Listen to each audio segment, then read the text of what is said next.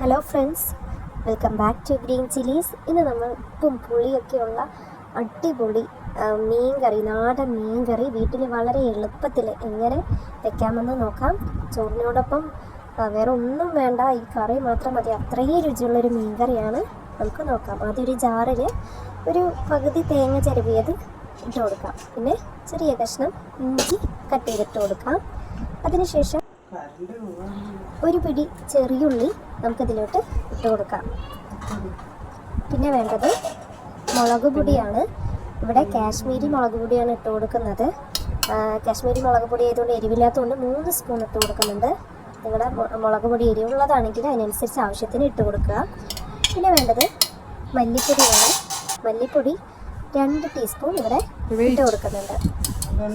പിന്നെ ഒരു നുള്ളു മഞ്ഞൾപ്പൊടി ഇട്ട് നന്നായി അരച്ചെടുക്കുക. അതിലോട്ട് നല്ല പഴുത്ത 4 തക്കാളി കൂടി ഇട്ട് വീണ്ടും ഒന്ന് നന്നായിട്ട് അരച്ചെടുക്കുക.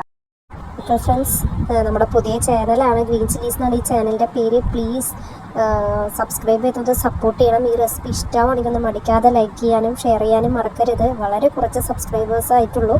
അപ്പോൾ ഒന്ന് സബ്സ്ക്രൈബർ കൂടാനായിട്ട് ഒന്ന് സബ്സ്ക്രൈബ് ചെയ്ത് സപ്പോർട്ട് ചെയ്യാം കേട്ടോ.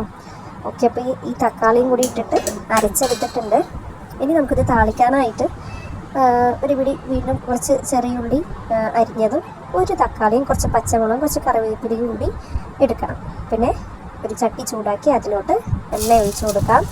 ഇതിൽ ഉലുവ, 1 സ്പൂൺ ഉലുവ ഇട്ട് പൊട്ടിച്ചെടുക്കുക. പിന്നെ ചെറിയുള്ളി ഇടുക. അത് നന്നായിട്ട് വഴറ്റിയെടുക്കണം. നമ്മൾ വ്യത്യസ്ത തരത്തിൽ മീൻ കറി ഉണ്ടാക്കാറുണ്ട്. പക്ഷേ ഈ ഒരു രീതി അധികം മസാലകളൊന്നും ഇടാതെ നാടൻ തരത്തിലുള്ളൊരു മീൻ കറിയാണ്. വളരെ ഈസി ആയിട്ടും ഉണ്ടാക്കാനായിട്ട് പറ്റും.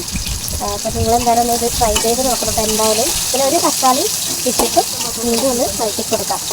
അതിനുശേഷം നമ്മൾ നേരത്തെ അരച്ച് വെച്ച തേങ്ങ ഇതിലോട്ട് ഇട്ട് കൊടുക്കാം.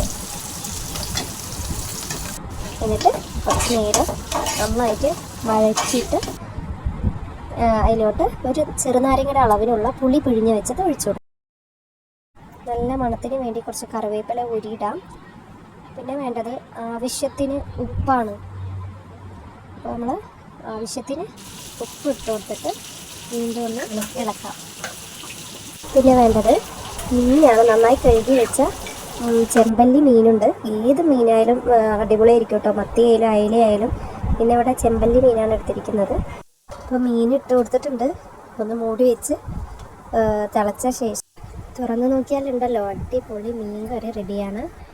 ഈ കറി ഉണ്ടെങ്കിൽ 1 അല്ല 2 പാത്രം ചോറ് വരെ കഴിക്കാം. അപ്പോൾ ഈ റെസിപ്പി ഇഷ്ടമായിട്ടുണ്ടെങ്കിൽ ഒന്നും മടിക്കാതെ ലൈക്ക് ചെയ്യുക, ഷെയർ ചെയ്യുക, സബ്സ്ക്രൈബ് ചെയ്യാൻ മറക്കരുത്. Thank you for watching. By.